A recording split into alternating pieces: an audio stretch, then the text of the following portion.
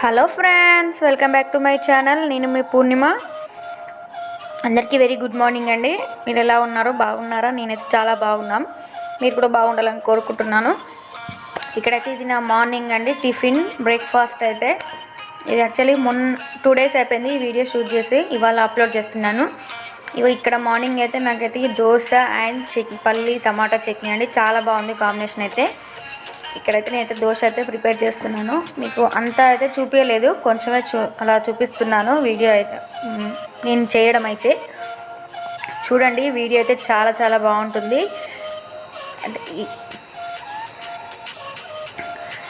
నా ఛానల్ ఎవరైనా సరే కొత్తగా చూస్తున్నట్టయితే కింద రెడ్ కలర్లో సబ్స్క్రైబ్ బటన్ ఉంటుంది, దాన్ని క్లిక్ చేయండి.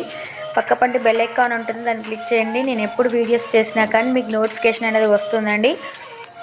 అలాగే ఒక లైక్ చేయండి, నాకు సపోర్టింగ్గా ఉంటుంది. నా వీడియోని ఇంకొకటి ప్రొవైడ్ చేయడానికి చాలా సులువుగా ఉంటుంది. కామెంట్ కూడా చేయండి, నేను ఎలా చేస్తున్నానని చెప్పండి. నాకు మీకు ఏమైనా కామెంట్లో డౌట్స్ ఏమైనా ఉన్నా, నా మీద డౌట్స్ ఏమైనా ఉన్నా సరే నేను క్లియర్ చేస్తాను, అడగండి కామెంట్స్ అయితే.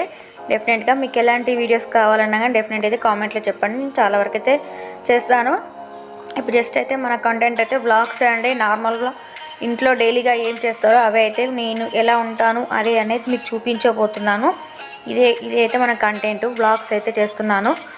ప్రస్తుతానికైతే మీతోటి ఎక్కువ డైరెక్ట్ మాట్లాడట్లేదు, నేనైతే ప్రస్తుతానికి మామూలుగానే మాట్లాడుతున్నాను. వీడియోలో ఎదురుగా డైరెక్ట్గా మాట్లాడట్లేదు, ఇంకొంచెం టైం పడుతుంది నేను మాట్లాడడానికి. డెఫినెట్గా అయితే మీతోటి కెమెరా చూసుకుంటూ మాట్లాడడానికి.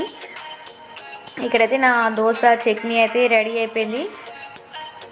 ఇక్కడ మా పిల్లలు కూడా నెక్స్ట్ వాళ్ళకైతే ప్రిపేర్ చేసి పెట్టేస్తున్నాను.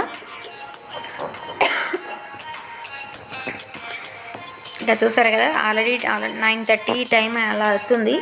వాళ్ళకైతే దోశ చట్నీ వేసి ఇచ్చాను. వాళ్ళకి ఇద్దరు పాపలకి, ఇద్దరు కింద కూర్చొని తింటున్నారు, ఒకరు పైన కూర్చొని తింటున్నారు. వాళ్ళకి అక్కడ కెమెరా పెట్టిన సంగతి వాళ్ళకి తెలియదు, అందుకే అలా టీవీ చూసుకుంటూ వాళ్ళు తింటున్నారు.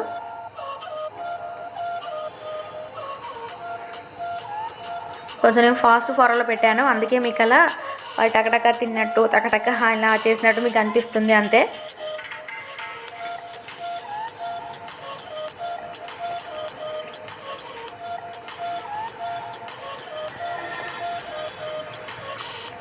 మీ పిల్లలు దోశను ఇష్టంగా తింటారో నాకు చెప్పండి.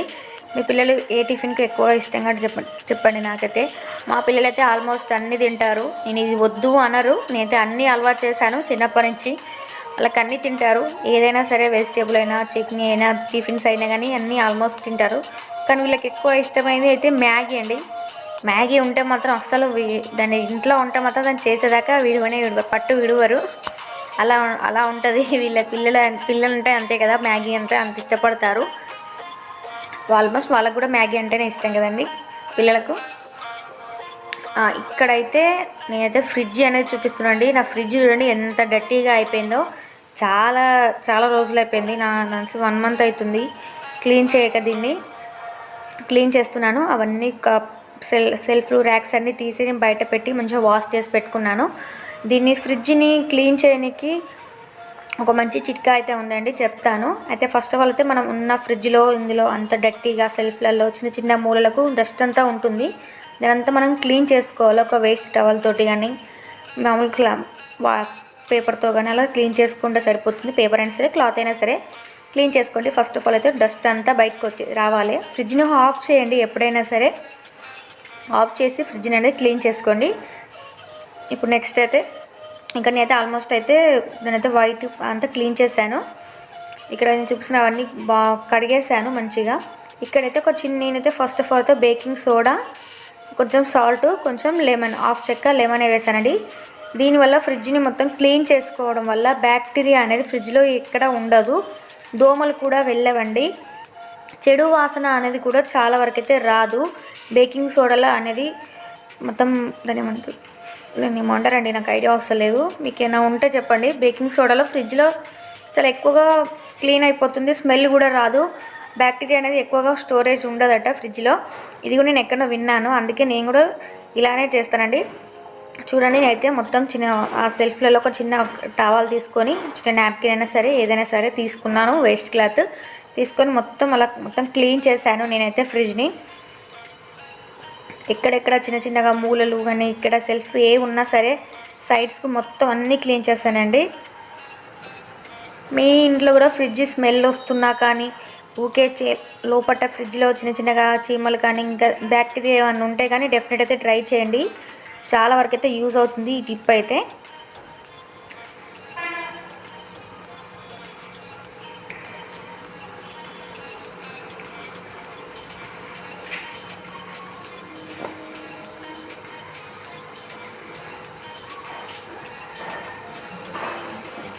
మీకు వీడియో అంతా లెంత్ పెట్టట్లేదండి, కట్ చేశాను. ఎందుకంటే చాలా లెంత్ ఎక్కువైపోయిందని కొంచెం కట్ చేశాను అంతే. ఇంకా చూసారు కదా సైడ్కి అయితే నేను ఎలా చేస్తున్నానో ఆ సైడ్కి కూడా డస్ట్ అనేది ఉంటుంది, చిన్న చిన్నగా ఉంటుంది, ఏర్పడదు అది.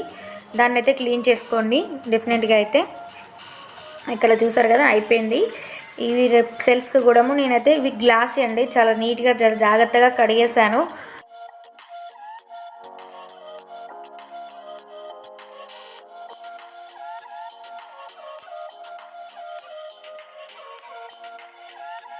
గ్లాస్ మీద మరకలు పడకుండా కూడా ఒక చిన్న అదైతే ఉందండి. ఇప్పుడు ఆల్రెడీ ఆన్లైన్లో ఎక్కువగా దొరుకుతుంది ఫ్రిడ్జ్కి దానికి సామాన్ సంబంధించింది. నేనైతే అలాగే ఏం బుక్ చేయలేదు, ఇంకా కొనుక్కోలేదు. ఇక్కడైతే నేనైతే ఎక్కువ పేపర్ అయితే వాడతాను. నేనైతే పేపరే వేస్తాను. ఇలా 2 ముక్కలు దానికి సెల్ఫ్కు తగ్గట్టుగా సమానంగా కొంచెం కట్ చేసుకొని నేనైతే సెల్ఫ్లో అయితే వేస్తాను. అలా మీరు కూడా అంత డబ్బులు ఖర్చు వద్దు అని అనుకునే వాళ్ళైతే ఇలా ఈజీగా పేపర్ అయినా సరే ఒక కవర్ అయినా సరే వేసుకోండి. చాలా వరకు అయితే బాగుంటుంది, ఎందుకంటే గ్లాస్ కూడా ఖరాబ్ కాదు, చాలా నీట్గా ఉంటుందండి. మీరు కూడా ప్రయత్నించండి, చాలా సేఫ్గా ఉంటుంది ఫ్రిడ్జ్. సరే కదండి. ఇక్కడైతే నేను నా నిమ్మకాయలండి ఇట్లా చిన్న పేపర్లో దాన్ని నిమ్మకాయలన్నీ ఇట్లా ఫోల్డ్ చేసి పెట్టుకోండి, ఫ్రిడ్జ్లో పెట్టుకోండి. చాలా రోజు 20 డేస్ వరకు అయితే నిమ్మకాయలు అనేది ఫ్రెష్గా ఉంటాయి, ఖరాబ్ కావు, అస్సలు కుళ్ళిపోవు. ఇక్కడైతే దోసకాయ నిమ్మకాయ అండి చిన్న చిన్నగా పీసెస్ కట్ చేసుకొని అలా నిమ్మ చెక్క అందులో పెట్టుకుంటున్నానండి.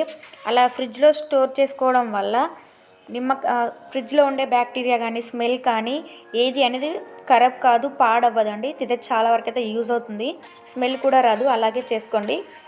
ఇంకొక టిప్ అండి, ఇక్కడైతే నేను ములక్కాయలు కట్ చేస్తున్నాను. ఫ్రిడ్జ్లో అలాగే పెట్టుకుంటే ఒల్లిపోతుంది, బయట పెట్టుకున్న గడుపు ఒల్లిపోతాయి. ఎందుకంటే 2 డేస్ 5 డేస్ కంటే ఎక్కువ ఉండయండి ఇవి. నేను అదే చెప్తున్నాను. చిన్న చిన్నగా ముక్కలుగా కట్ చేసుకొని ఒక టిఫిన్ బాక్స్లో కానీ ఒక ప్లాస్టిక్ కంటైనర్లో కానీ మీకు ఎలా వీలుంటే అలా కవర్లో అయినా సరే తీసుకొని ఇందులో స్టోర్ చేసుకొని పెట్టుకోండి. చాలా బాగా అయితే ఉంటుంది. ఒక 3 డేస్ 4 డేస్ అయితే డెఫినెట్గా అయితే ఉంటుందండి. ఈ వీడియో మీకు నచ్చితే ఒక లైక్ చేయండి.